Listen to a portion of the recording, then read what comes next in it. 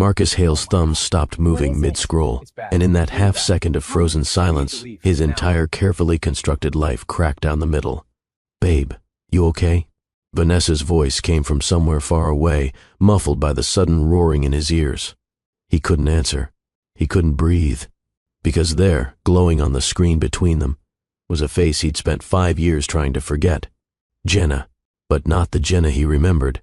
Not the woman who'd called him crying, who'd begged him to just listen, who'd looked at him with those desperate, pleading eyes the last time he saw her. This woman was different, stronger, radiant in a way that had nothing to do with filters or makeup, and everything to do with the 4 identical faces surrounding her. 4 children. 4 smiles. 4 sets of eyes that looked just enough like his own to turn his blood to ice. The caption read, "Happy 5th birthday to these miracles. God truly bless their mom." 5 years old. Marcus did the math in his head, even though he already knew the answer. Even though he'd always known, somewhere deep in the part of himself he refused to examine, that this day would eventually come. Vanessa leaned closer, trying to see what had captured his attention so completely. Marcus tilted the phone away on instinct, the gesture too quick, too defensive. Her eyes narrowed. "Who is that?" "No one."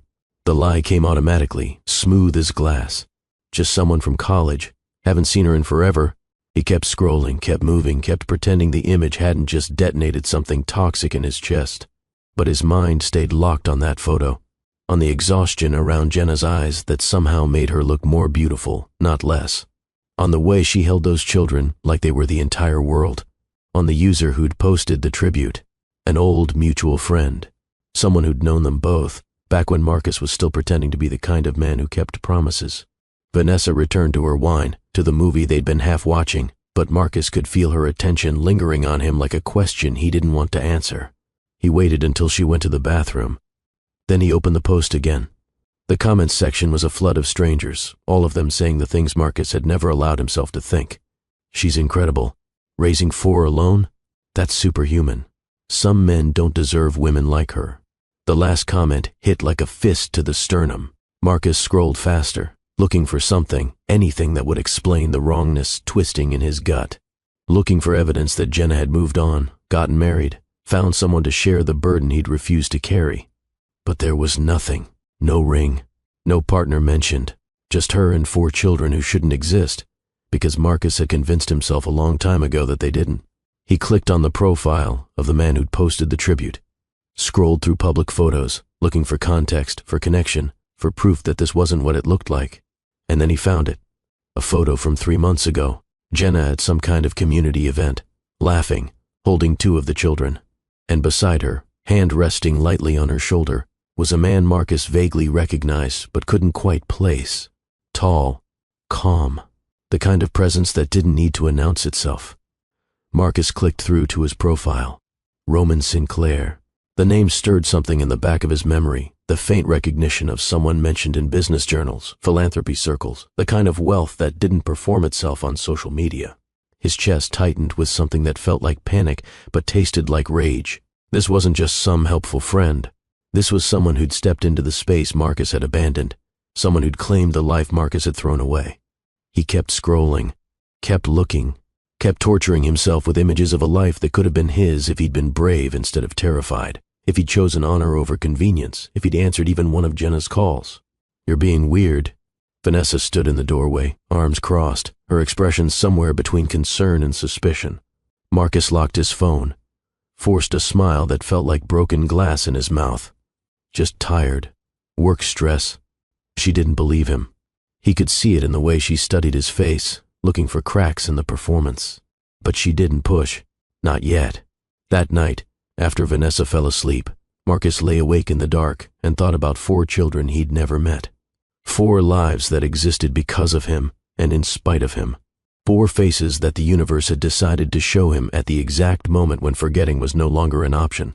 And he thought about Jenna, about the last time he'd seen her. She'd shown up at his apartment, 6 weeks pregnant, her hands shaking as she held out the ultrasound images like they were some kind of peace offering. "I know this is a lot," she'd said, her voice so small, so careful, like she was afraid of scaring him away. "But we can figure this out.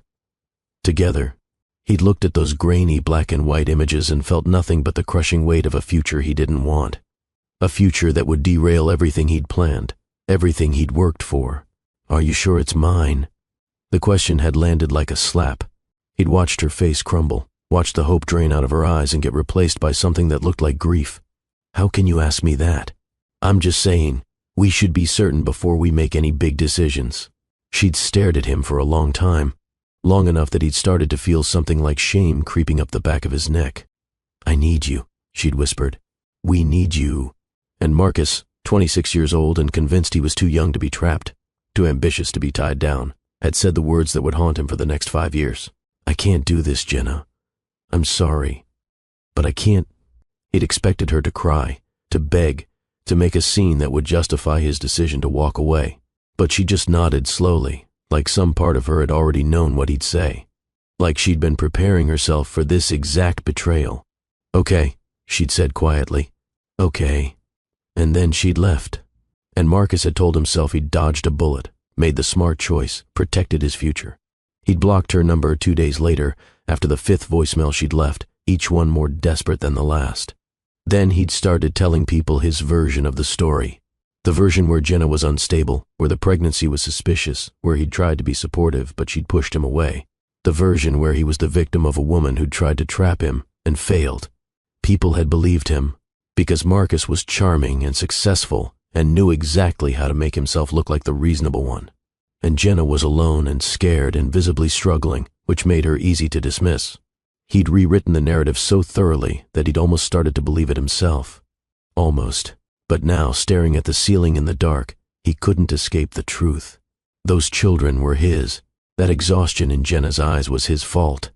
And the life she'd built without him was a mirror that reflected exactly what kind of man he'd chosen to be. Marcus picked up his phone again, stared at the photo until his eyes burned. Then he started researching. Custody laws, parental rights. What happened when a biological father wanted back into the picture after years of absence? He told himself it was about the children, about doing the right thing, finally, about being the father they deserved. But deep down, in the place where honesty lived whether he wanted it to or not, Marcus knew the truth. This wasn't about the children. This was about the fact that Jenna had survived without him, that she'd thrived even, that another man was standing in the space Marcus had vacated, receiving the admiration and love and family that could have been his if he'd been stronger. And Marcus Hale, who'd spent 5 years running from consequence, suddenly couldn't stand the idea that she'd moved on. So he decided to come back, not because he deserved to, but because his ego couldn't survive the alternative. Jenna Cartwright had no idea her past was about to come knocking.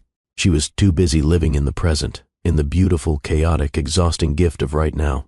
It was Tuesday morning, which meant controlled chaos times 4. Elijah couldn't find his left shoe. Caleb had decided he only ate triangle-shaped food now. Isaiah was crying because Micah got the blue cup, and Micah was crying because he actually wanted the red one. Jenna moved through the morning routine with the practiced efficiency of someone who'd learned to function on 4 hours of sleep and pure determination. Shoes located. Food cut into the correct geometric shapes. Cups swapped. Crisis averted. Mommy, is Roman coming today? Isaiah looked up at her with those big brown eyes that could negotiate absolutely anything, and Jenna smiled despite the clock screaming at her that they were already 7 minutes behind schedule. He's meeting us at the school, baby. He wouldn't miss your presentation. Good. I made him a picture. He's going to love it. She got them loaded into the car with only 2 minor meltdowns and 1 forgotten backpack that required running back inside. By the time she pulled up to the elementary school, she was already exhausted, and the day had barely started. But then she saw Roman waiting by the entrance, tall and calm and exactly where he said he'd be, and something in her chest loosened.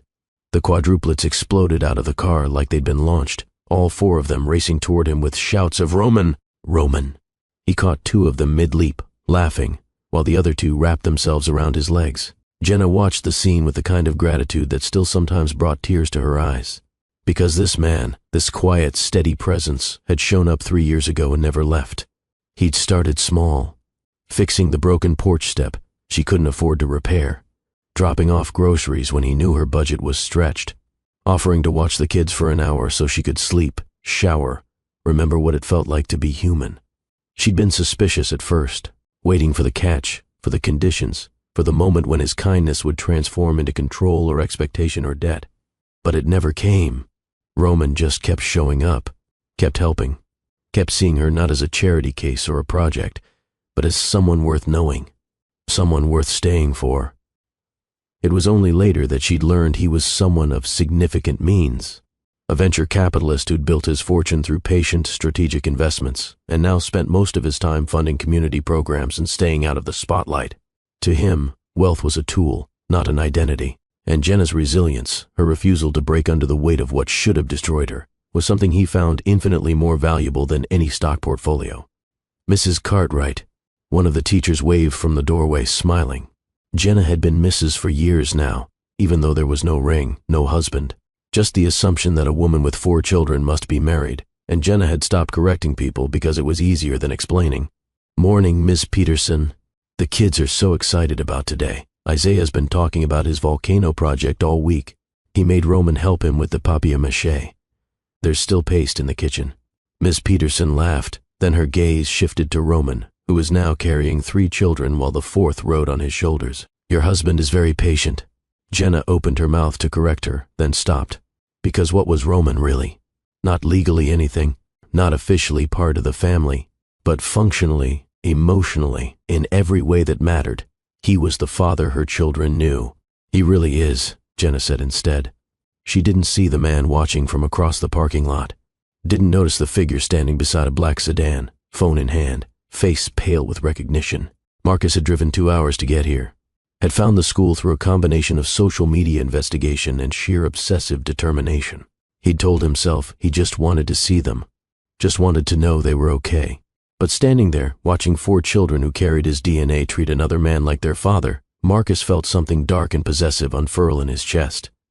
That should be me.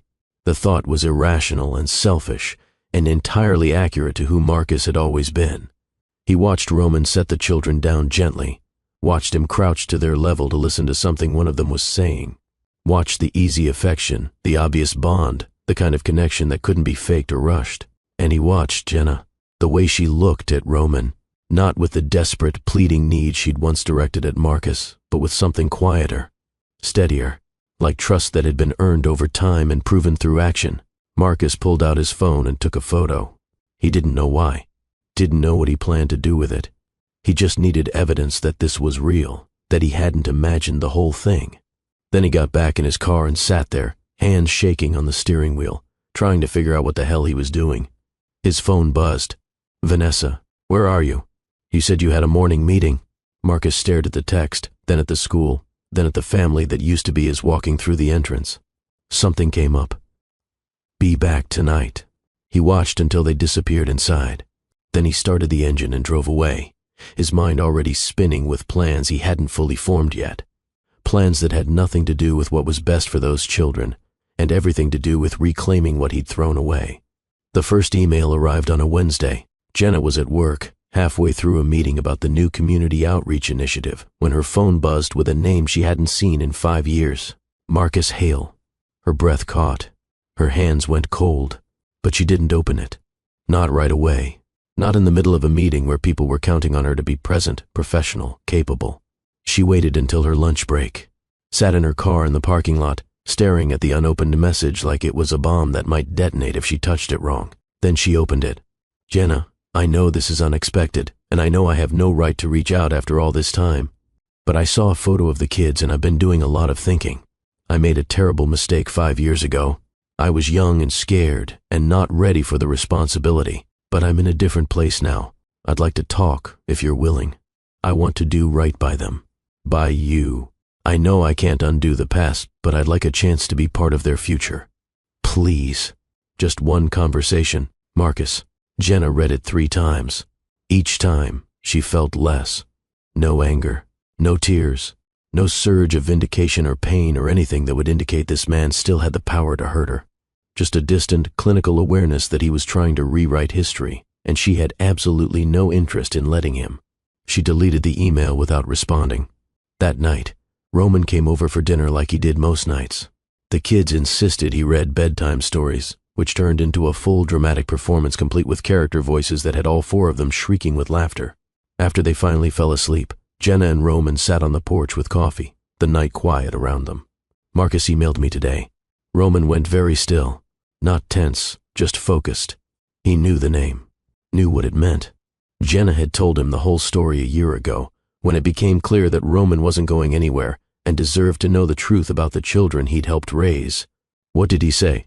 That he's ready now, that he wants to be part of their lives. Roman's jaw tightened, but his voice stayed calm. What do you want to do? That was the thing about Roman. He never told her what to do, never assumed he knew better, just asked what she wanted and backed whatever decision she made. Nothing, Jenna said. I want to do absolutely nothing. Then that's what you do. They sat in silence for a while, and Jenna felt the weight of Marcus's reappearance settle over her like a shadow she thought was gone for good. Do you think I'm being unfair? She asked quietly. Roman looked at her, and his expression was so gentle it made her chest ache. I think you're being protective. There's a difference. He's their biological father. Biology is genetics, Jenna. Fatherhood is showing up. It was exactly what she needed to hear, exactly the permission she needed to trust her instincts. But even as she nodded, even as she let Roman's words settle into her bones, she knew this wasn't over. Marcus had spent 5 years running away, but now he was running back, and Jenna had no idea how to explain to him that the door he was trying to open had been locked from the inside for a very long time. The second email came 3 days later, then a fourth, then a text message to a number Jenna had changed twice since the last time they'd spoken. I just want to talk. 5 minutes. Please, Jenna. She blocked the number, but Marcus didn't stop. He couldn't, because stopping would mean accepting that he'd lost something irretrievable, and Marcus had never been good at accepting loss. So he started showing up. The first time, it was outside her office. Jenna walked out at the end of the day and found him leaning against his car in the parking lot, hands in his pockets, expression carefully arranged into something apologetic and non-threatening. Her stomach dropped, but she kept walking, kept her face neutral, kept moving toward her own car like he was just another stranger in a parking lot. Jenna, please. She stopped, not because she wanted to, but because ignoring him would mean he'd follow her, and she didn't want him knowing where she lived if he didn't already. What do you want, Marcus? Just to talk. Just 5 minutes. There's nothing to talk about. They're my children. The possessive pronoun landed wrong, arrogant, and presumptive, like biology granted ownership instead of responsibility. They're my children, Jenna corrected quietly. You made that choice 5 years ago. I made a mistake, and I survived it. That doesn't mean you get a second chance. She started to walk away, but his voice followed her, sharper now, tinged with frustration. I have rights, Jenna. Legal rights. She turned back, and for the first time, let him see the steel beneath the calm. Then talk to a lawyer, but leave me alone. She got in her car and drove away, hands steady on the wheel, heart hammering in her chest. That night, she filed a report. Not a restraining order, not yet. Just a documentation that he'd approached her, that she'd asked him to stop. Just in case. Roman asked if she wanted him to intervene. Jenna said no. This was her fight, her boundary to set, but she was grateful when he stayed anyway. A week later, Marcus showed up at the school. Jenna was running late, stuck in traffic, her phone buzzing with a message from Miss Peterson that made her blood run cold. There's a man here asking about the quadruplets. Says he's their father. I told him all visitors need to check in at the office, but I thought you should know. Jenna called Roman, her voice tight with something close to panic. He's at the school. I'm 10 minutes away. Don't go alone. But Jenna was already pulling into the parking lot, already scanning for Marcus, already prepared to stand between him and her children like a human wall. She found him in the main office, talking to the principal in that smooth, reasonable voice that had once convinced her he was someone worth trusting. I'm not trying to cause problems. I just want to see them, just to know they're okay. The principal, Mrs. Davison, looked uncomfortable but professional. Mr. Hale, I understand, but without being listed as an authorized contact, I can't. Jenna. Marcus's face shifted when he saw her, something between relief and desperation. I'm not here to make trouble. You need to leave. Her voice was steady, but Mrs. Davison noticed the way her hands were shaking. Noticed the careful distance Jenna kept between herself and this man who claimed to be the father of her children. Miss Cartwright, do you know this individual? He's not authorized to be here. He's not listed on any of their paperwork. He has no legal custody or visitation rights. Marcus's face darkened. Because you never gave me the chance. You had your chance. You chose not to take it. Mrs. Davison stood, her professional demeanor shifting into something more protective. "Mr. Hale, I'm going to have to ask you to leave school property. If you'd like to discuss custody arrangements, that's a legal matter to be handled outside of school grounds. I'm not trying to—" "Now, please." Marcus looked at Jenna, and for just a moment, she saw something like genuine pain in his eyes. But she also saw the anger beneath it, the entitlement, the belief that he deserved access simply because he decided he was ready. "This isn't over," he said quietly. "Yes," Jenna replied. "It is." She watched him leave, watched his car pull out of the parking lot, and only then did she let herself breathe. Mrs. Davison touched her arm gently. "Are you okay? Do we need to involve security?" "I don't know yet." Roman arrived 6 minutes later, moving through the office with the kind of quiet authority that made people step aside without realizing they were doing it. "Jenna." She turned, and the careful composure she'd been holding on to cracked just enough that he could see the fear underneath. "He's escalating." "I know. I don't want the kids to know. I don't want them scared. They won't be. We'll handle this." Mrs. Davison watched the exchange, and Jenna saw the moment the principal registered who Roman was. Not just a family friend, not just someone helping out, but the person Jenna called when things fell apart. The person who showed up. "Mr. Sinclair," Mrs. Davison said carefully. "You're listed as an emergency contact for the children, correct?" "I am." "Then I'll make sure the front desk knows to contact you or Miss Cartwright immediately if Mr. Hale attempts to return." "Thank you." Jenna added Marcus's name and photo to the school's restricted list that afternoon. Then she called her lawyer. It was time to make the boundary legal. The birthday party was supposed to be simple. Just family and a few school friends, cake and games in the park, nothing elaborate. Jenna had learned a long time ago the best moments weren't expensive. They were just present, just full, just surrounded by people who showed up because they wanted to, not because they were obligated. She'd invited neighbors and teachers and the other parents whose kids had become friends with the quadruplets over the years. She'd made cupcakes at midnight after the kids went to bed, had strung up decorations that morning while Roman set up tables and chairs. It was beautiful in the way that simple, sincere things always are. And then Marcus arrived. Jenna saw him before he saw her, saw the shopping bags, the forced casual posture, the way he scanned the crowd like he was looking for an opening. Her stomach turned to stone. Roman noticed the shift in her immediately, followed her gaze, and his expression went carefully blank. "I'll handle it." "No." Jenna's voice was quiet but firm. "I will." She crossed the park with her heart in her throat and her spine made of iron. Marcus saw her coming and smiled, like they were old friends, like he'd been invited. "Jenna, I just wanted to bring the kids some gifts. It's their birthday." "You need to leave." His smile faltered. "I'm not trying to cause a scene. I just want to give them—" "You weren't invited. You need to leave. Now." People were starting to notice. Conversations tapering off. Parents turning to look. Marcus's voice rose, just enough to sound reasonable to anyone who didn't know the context. "I'm their father. I have a right to be here." And that's when it happened. Caleb, bright-eyed and oblivious to the tension, came running across the grass, shouting at the top of his lungs. "Daddy, Daddy, watch this." He wasn't running toward Marcus. He was running toward Roman. Isaiah joined him a second later, then Micah, then Elijah, all four of them swarming Roman like he was the center of their universe. Because he was. Marcus stood frozen, the word echoing in his ears like a death knell. Daddy. They called someone else Daddy. The parents who'd been watching relaxed slightly, the pieces clicking into place. This man, this stranger with the desperate eyes and the shopping bags, wasn't the father. He was just someone who wanted to be. Roman set the children down gently, his eyes never leaving Marcus. "You're upsetting her. You need to go. I have rights. I'm their biological father. Biology and fatherhood aren't the same thing." Roman's voice was calm, factual, devastating. "You should leave before you embarrass yourself further."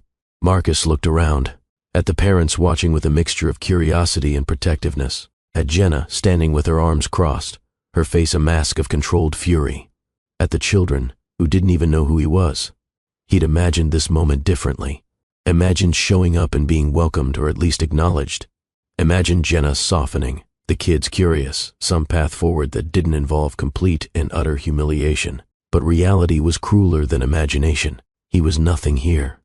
Less than nothing. An intruder at a party for children who didn't know his name. One of the mothers, a woman Jenna had become friends with over the years, stepped forward. "Jenna, you need us to call someone?" The offer was pointed, protective, a community closing ranks. "I think he's leaving," Jenna said evenly. Marcus's hands tightened on the shopping bags. He wanted to argue, to push back, to demand the respect he thought he deserved, but he'd already lost, and everyone here knew it. "This isn't over," he said, the words hollow even as he spoke them. Jenna's response was barely a whisper, but it carried. "Yes. It is." He walked back to his car on legs that felt like they belonged to someone else. Sat behind the wheel and watched through the windshield as the party continued without him. Watched Roman lift 2 of the kids onto his shoulders. Watched Jenna laugh at something a friend said. Watched the cake get carried out, 5 candles burning bright. Watched his children, biologically his, functionally someone else's, blow out the candles and cheer. And he understood, finally, what Jenna had been trying to tell him all along. You don't get to leave and then come back when it's convenient. You don't get to rewrite abandonment as a mistake. You don't get access to people you erased. Marcus drove away from that park knowing he'd lost something he could never get back. Not because Jenna was cruel, but because she'd built a life so full, so protected, so surrounded by people who'd earned their place that there was no room left for someone who'd forfeited his. And for the first time in 5 years, Marcus understood exactly what his fear had cost him. Everything. Jenna watched Marcus's car disappear and felt the tension drain from her shoulders like water. The party continued. The kids ate too much sugar and ran themselves into exhausted, happy puddles. Parents stayed later than planned, lingering in the easy warmth of community. And when it was over, when the last guest had left and the kids were piled in the car half asleep, Roman helped Jenna pack up the decorations in comfortable silence. "You okay?" he asked quietly. Jenna looked at the park, at the remains of the celebration, at the proof that she'd built something good out of the wreckage Marcus had left behind. "Yeah," she said, "I really am," and she meant it. Because the door was closed now, not slammed, not locked with bitterness or rage, just quietly, firmly shut. And on this side of it, life was full. 3 days passed in relative quiet. Jenna moved through her routines with the careful attention of someone who knows a storm is coming but can't see it yet. School drop-offs, work meetings, dinner with 4 children who talked over each other about playground politics and spelling tests, and who got to sit next to who at lunch. Normal. Blessedly, exhaustingly normal. But Marcus's words kept circling back. This isn't over. She knew he meant it. Knew that humiliation like what he'd experienced at the party wouldn't fade quietly. It would fester, and men like Marcus, men who'd spent their whole lives rewriting their failures into someone else's fault, didn't walk away when the narrative refused to bend. So when the email came, Jenna wasn't surprised. "You want to talk? Fine. One time. Bring nothing but honesty." She named a coffee shop in the next town over, neutral territory, public enough to be safe, daytime. Wednesday at 2, when the kids would be in school and Roman would be in meetings and she could handle this alone. Because she needed to handle it alone. Marcus arrived 15 minutes early. Jenna watched him through the window before going inside, watched him rehearse expressions in the reflection of his phone screen, watched him arrange his face into something apologetic, something vulnerable, something designed to elicit sympathy.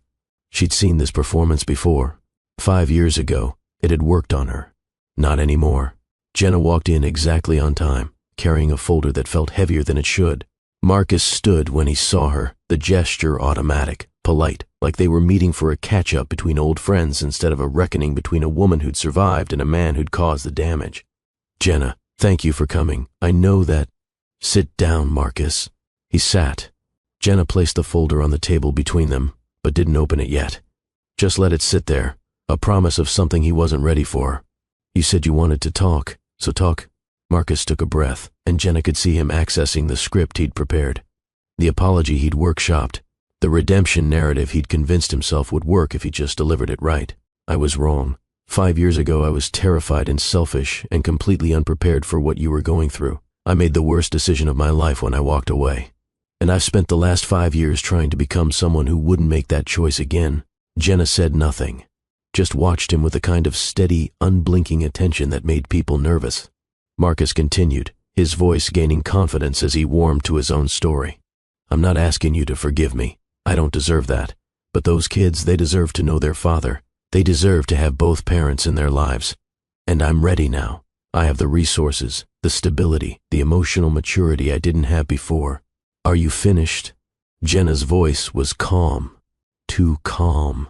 Marcus hesitated, then nodded. Jenna opened the folder. She began placing documents on the table between them. One by one. Methodical, precise. Hospital intake forms. Her name in the patient field. Father listed as unknown. Neonatal ICU bills. $37,000 for the first month alone. Eviction notices. 3 of them from that first year, each one a monument to how close she'd come to losing everything. Photos of 4 tiny bodies in incubators, so small they looked impossibly fragile, hooked up to machines that breathed for them and fed them and kept them alive when their own bodies weren't strong enough yet. Screenshots of text messages. Her messages to him, time-stamped from 5 years ago. Marcus, please. I just need help getting to the appointments. The doctors are saying bed rest. I don't know how I'm going to work. They're here. 4 babies. They're so small. I'm scared. Please call me back. And then, the last one. A screenshot from his social media posted the same week she gave birth. Marcus at a rooftop party, arm around a woman Jenna didn't recognize, champagne glass raised, caption reading, "Living my best life." Marcus's face had gone pale. He stared at the documents like they were evidence in a trial he didn't know he was on trial for. Do you remember any of this? Jenna asked quietly. Jenna, do you remember telling people I was lying, that the pregnancy was suspicious, that I was trying to trap you? His throat worked. No sound came out. Do you remember the voicemails I left? Because I remember leaving them. I remember begging you to just answer the phone. Just once.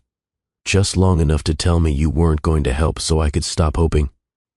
I was scared, Marcus said, and his voice cracked on the words. I didn't know what to do. Being scared is human, Marcus. Disappearing is a choice, and lying about me to protect yourself is cruelty. She leaned forward, and for the first time, let him see the full weight of what she'd carried. You didn't leave me. You left them. You left 4 babies who needed a father before they were even born. You left them in a NICU fighting for their lives while you posted. Party photos. You left them when I was working double shifts with them in a break room because I couldn't afford childcare. You left them every single day for 5 years. I know. God, Jenna, I know. No. Her voice was steady as stone. You don't. Because if you knew, you wouldn't be here asking for access like it's something you're owed.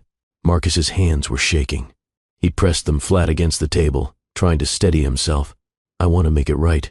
You can't make it right. You can only learn to live with what you did. She slid another document across the table. This one was a letter from her attorney, printed on official letterhead, dense with legal language that boiled down to a simple truth. 5 years of documented absence. No financial support. No attempt at contact. In the eyes of the law, this was abandonment. And abandonment had consequences. If you pursue custody or visitation, this becomes public record, Jenna said. Every court filing, every document, every piece of evidence showing exactly who you were and what you did. Your name will be attached to this story forever. It wasn't a threat. It was a fact, and they both knew it. Marcus read the letter twice, his eyes moving over the words without really seeing them. I just want a chance, he said finally, and he sounded broken. I just want to try. Why now, Marcus? The question landed sharp, and he looked up at her, confused. What? Why now? Why not 3 years ago? Why not when they were 2 or 1 or newborns in a hospital? He opened his mouth, closed it, tried again. I saw the photo. I saw them, and I couldn't stop thinking about. You saw that Roman was in the picture. Marcus froze. Jenna leaned back, her expression unreadable. Be honest. If I was still struggling, still alone, still barely surviving, would you be here? The silence was answer enough. You don't want to be a father, Marcus. You want to reclaim something you think another man took from you. But he didn't take anything. You threw it away. And now you're upset that someone else saw value in what you discarded. That's not, isn't it? Her voice was quiet, but it cut through every excuse he'd prepared. You didn't come back because you suddenly developed a conscience. You came back because your ego can't handle the fact that I'm happy, that I survived, that someone else is standing where you refuse to. Marcus's face crumpled, and for a moment, Jenna almost felt sorry for him. Almost. You want me to be loyal to the idea that biology matters more than presence, she continued. But my self-worth won't let me teach my children that abandonment can be forgiven just because someone changes their mind 5 years later. They have a right to know their father. They have a father. They call him Daddy. He's earned that title by showing up every single day for 3 years. You're not their father, Marcus. You're a DNA donor who wants credit he didn't earn. The words hung in the air between them, brutal and true. Marcus tried one last angle, his voice desperate. What will you tell them when they ask about me someday? Jenna had been waiting for this question, had prepared for it. The truth, that you weren't ready, that you made a choice to leave, that they were loved and protected by people who chose to stay. I won't villainize you to them, but I won't lie to protect your ego either. The answer disarmed him completely, because it wasn't revenge. It wasn't bitterness. It was just honest. And honesty, Marcus was realizing, was the one thing he couldn't argue against. Jenna began gathering the documents, placing them back in the folder with the same methodical care she'd used to present them. You don't get access to them, Marcus. Not now. Not later. That door is closed. Jenna, please. I'm not saying this to hurt you. I'm saying it to protect them. They're happy. They're stable. They have a life that works. And I will not let you disrupt that just because you're finally ready to play father. She stood, and Marcus stood with her automatically, like muscle memory from a version of himself that used to have manners. The best thing you can do for those children, Jenna said quietly, is leave them in peace. She walked out of the coffee shop and didn't look back. Marcus stood there for a long time, staring at the empty chair across from him. Then he sat down heavily and put his head in his hands. Around him, the coffee shop continued its mundane rhythm. People ordered lattes. Laptops clicked. Conversations hummed. And Marcus Hale sat in the middle of it all and understood, finally and completely, that he had lost something irretrievable. Not because Jenna was cruel, but because consequences, when left unchecked for 5 years, become permanent. Jenna sat in her car in the parking lot and let herself breathe. Her hands were shaking now, the adrenaline that had kept her steady during the confrontation finally catching up. She gripped the steering wheel and closed her eyes and felt the weight of 5 years lift off her shoulders. It was done. She'd said everything she needed to say, set the boundary she needed to set, and she knew, with a certainty that lived in her bones, that Marcus wouldn't come back. Not because he'd suddenly become respectful, but because she'd taken away the one thing he'd been counting on, her uncertainty. She'd shown him that she wasn't confused, wasn't conflicted, wasn't waiting to be convinced.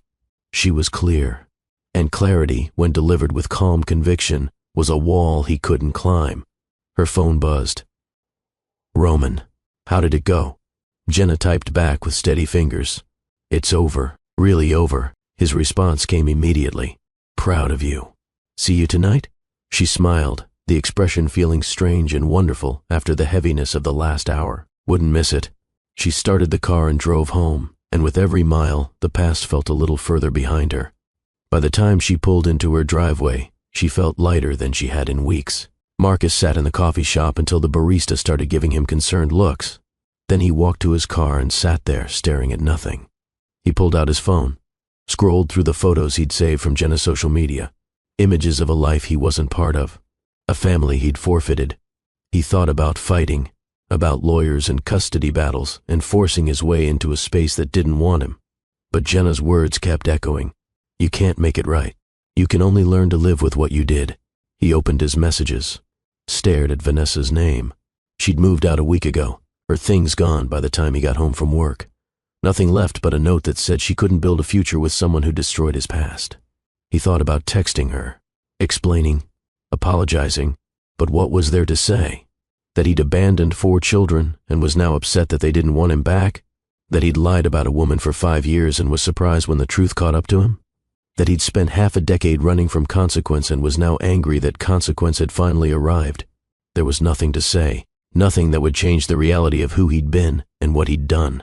Marcus deleted the photos, all of them. Every screenshot, every saved image, every piece of evidence that he'd been obsessively tracking a life he had no right to. Then he drove home to an empty apartment and sat in the silence of his choices. A week later, Jenna received one final message. It was short. No justifications, no appeals. Just 5 words. I'm sorry. I'll leave you alone. She read it once, then deleted it. And that was the end of Marcus Hale's place in her story. Not with drama or confrontation or public exposure, just with the quiet, absolute finality of a door that had been closed and would stay that way. Because Jenna had learned something in the last 5 years that Marcus still hadn't grasped. Some doors don't reopen, not because the person on the other side is cruel, but because they've built something on their side that's too valuable to risk. And protection, when it comes to the people you love, isn't negotiable. The weeks that followed felt like exhaling after holding her breath for years. Marcus didn't return, didn't email, didn't show up at the school or her office or anywhere else. He simply faded back into the irrelevance he'd occupied for 5 years, and Jenna's life continued without him. The quadruplets started first grade. Jenna got promoted at work, leading a new initiative supporting single parents in the community. Roman continued showing up every day, steady and present, and exactly where he said he'd be. And slowly Jenna realized something she hadn't fully understood before. She'd won, not by destroying Marcus or publicly humiliating him, or forcing him to pay for what he'd done.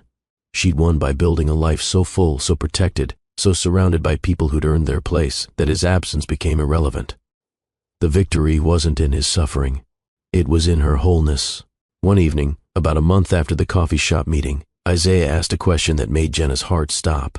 They were at the dinner table, all 4 kids talking over each other like usual, when Isaiah suddenly went quiet. "Mommy, do we have a dad? Like a real one?" The table went silent. Even the other 3 kids stopped talking, sensing the weight of the question.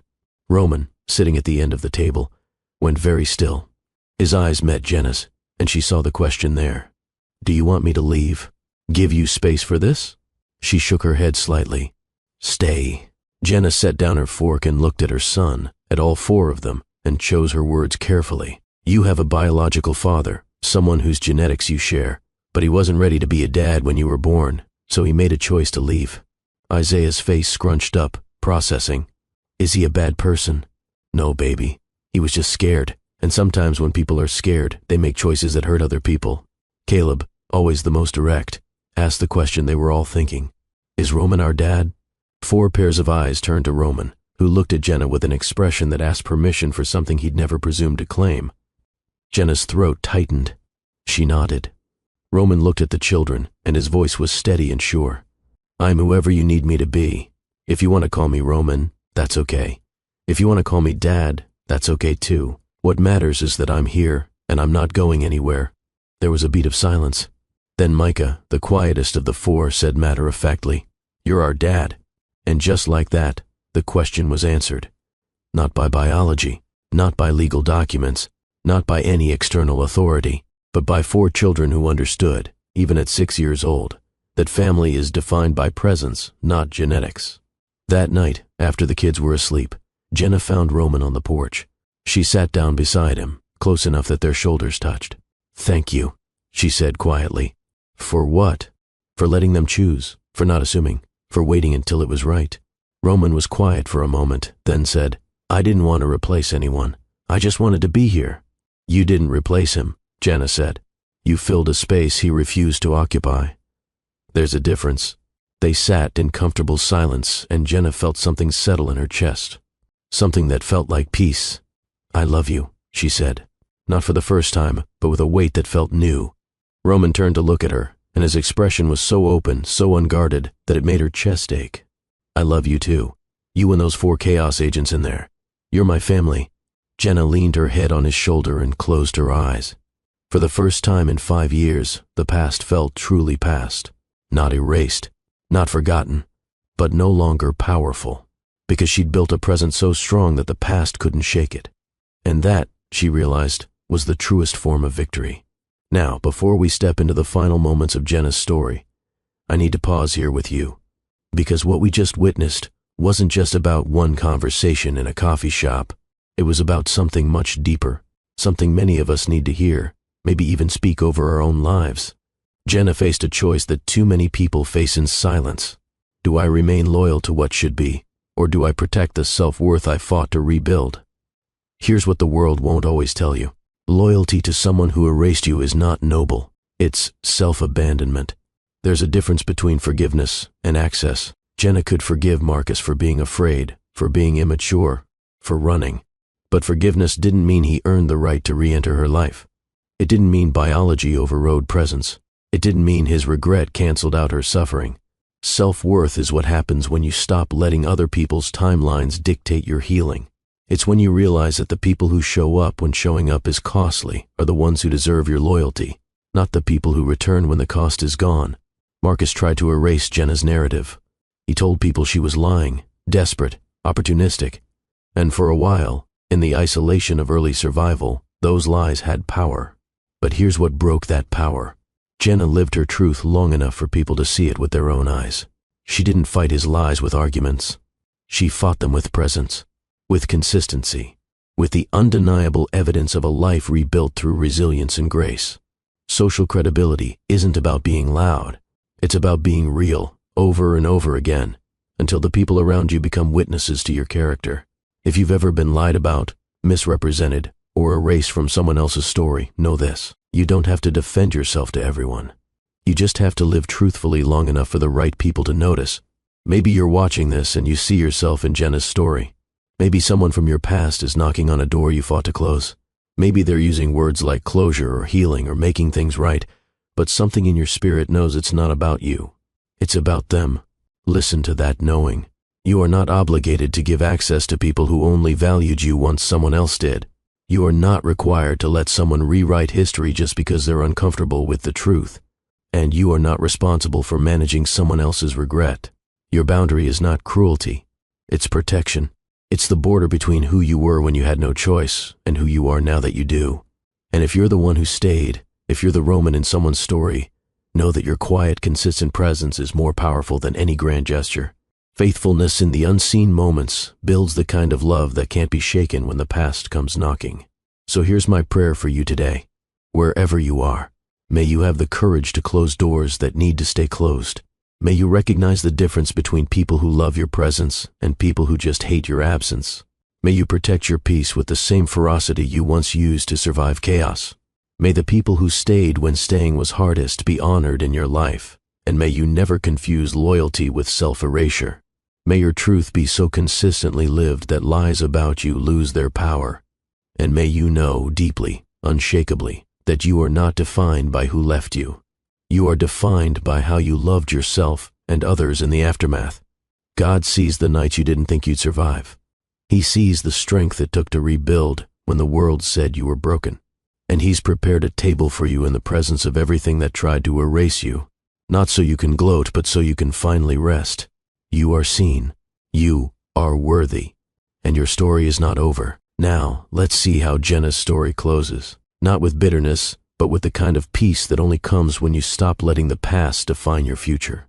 3 months passed like water over stone, smoothing the sharp edges of what had been until only peace remained. It was a Saturday morning, the kind of ordinary perfect that Jenna had learned to cherish more than any grand occasion. The sun came through the kitchen windows in golden squares across the floor. The coffee maker burbled in the background, and 4 voices competed for attention in the beautiful chaos that was her daily life. "Mom, Elijah said my drawing looks like a potato." "It does look like a potato." "Does not." "Does too." Okay. Jenna raised her hands in mock surrender. "No potatoes at breakfast. We're a vegetable-neutral household." Roman walked in from the backyard, grass clippings stuck to his jeans, and all 4 kids immediately redirected their energy toward him. "Dad, can we go to the park?" The words still made Jenna's chest tight. "Dad," so casual now, so earned. "After we clean up breakfast," Roman said, ruffling Caleb's hair. "Deal?" "Deal." They moved through the morning routine with the practiced ease of a family that had learned each other's rhythms. Dishes in the sink, shoes located, sunscreen applied despite protests. As they headed to the park, Jenna's phone buzzed with a notification. Someone had tagged her in a post. She opened it and felt her breath catch. It was a photo from the community center where she worked, a celebration of the new family support initiative she'd helped launch. In the image, Jenna stood surrounded by other mothers, all of them holding signs with words like resilience and community and strength. The caption read, "These women are changing lives. So grateful to be part of this program." The comments were full of people Jenna knew. Neighbors, teachers, parents from school, All of them celebrating not just the program, but her. She'd built this, not alone, but through years of showing up, of being honest about her struggles, of turning her pain into purpose. Social credibility, she'd learned, wasn't about being perfect. It was about being real long enough for people to trust you.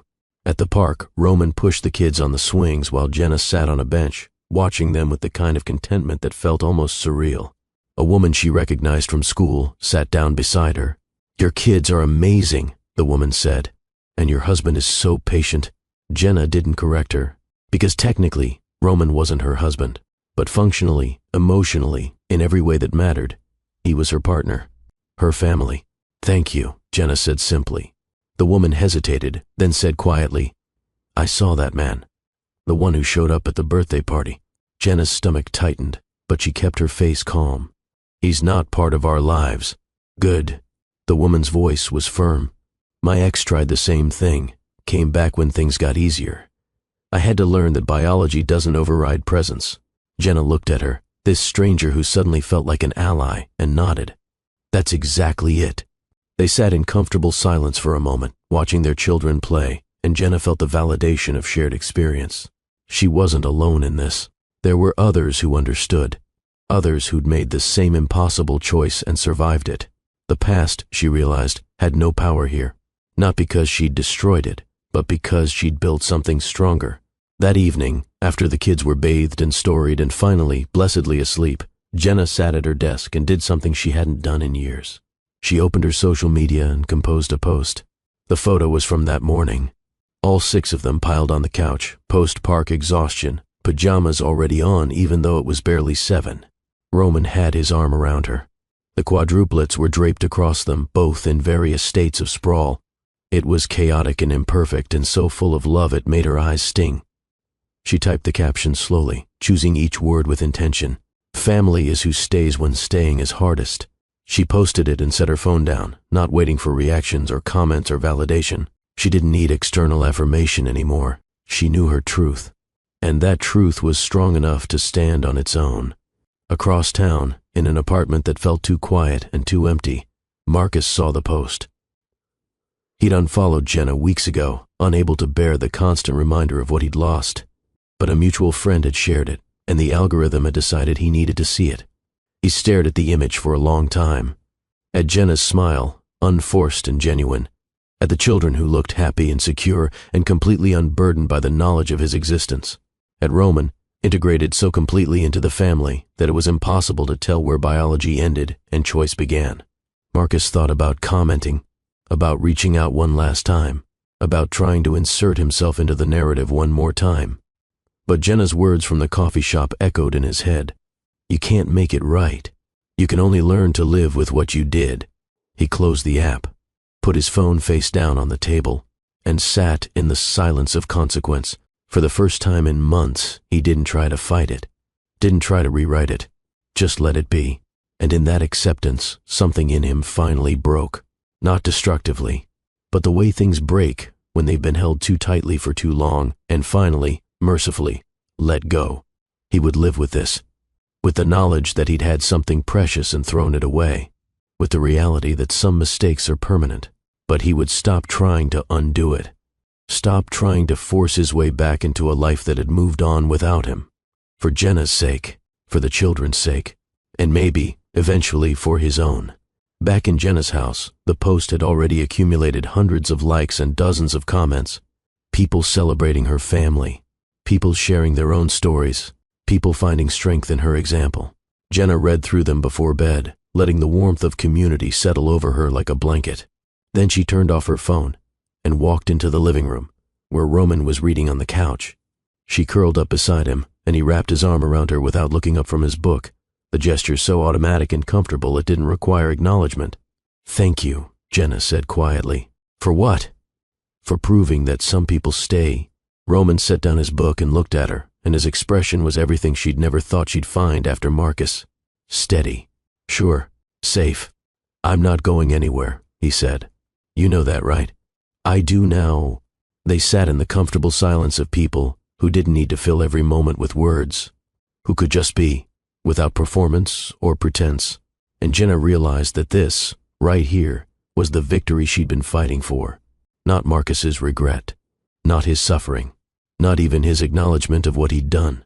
Just this peace, this family, this life built on the foundation of people who'd chosen to stay when staying was hard. The next morning, Jenna woke up to find all 4 kids piled into her bed, limbs everywhere, someone's foot in her face. Roman was already up. She could hear him making breakfast downstairs. She looked at her children, at their peaceful sleeping faces, and felt the weight of every choice she'd made to get here. The choice to keep going when giving up felt easier. The choice to accept help when pride said she should do it alone. The choice to set boundaries when loyalty to the past tried to override her self-worth. The choice to build something new instead of waiting for what was broken to be fixed. And she knew with absolute certainty that she would make every single one of those choices again. Because this life, chaotic and imperfect and built from scratch, was worth every moment of struggle it had taken to create. Downstairs, Roman was teaching Micah how to flip pancakes. Jenna stood in the doorway, watching them, and Roman looked up and smiled. "Morning, morning. Mommy, look. I flipped it." Micah held up a slightly misshapen pancake with the pride of someone who just summited Everest. "That's perfect, baby." And it was. All of it. Perfect in the way that real life is perfect. Messy and loud and full of small moments that add up to something beautiful. Jenna poured herself coffee and sat at the table, watching her family move around each other with familiar ease. And she thought about Marcus one last time, with something that felt almost like pity. He would never know this. Would never know what it felt like to be chosen every day, not out of obligation, but out of genuine love. Would never know the trust that builds when someone proves over years that they mean what they say.